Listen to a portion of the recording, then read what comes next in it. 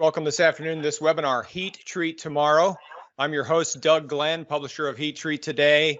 And this webinar is being presented by our friends at Eurotherm, a forward-looking company and a leader in the global heat treat market with experience in machine automation, data management, industrial Internet of Things, Industry 4.0, power control, and innovative solutions for pretty near any heat treating application you can find.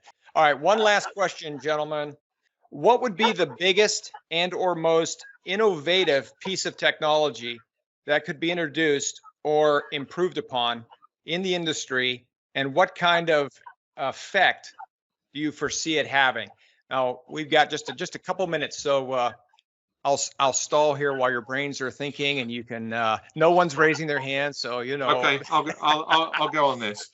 Peter, go, and then Dan. Virtual sensors. I think we'll start to see those come in the next few years within heat treatment, and without having to actually put on new sensors, you'll get information and data from virtual sensors. I'm intrigued by that. I'd like to know what a virtual sensor is. Okay, Dan, go ahead. No, I agree. First of all, I think that's a very astute comment that Peter had. But second of all, I see the focused adaptation of energy as being a real innovation.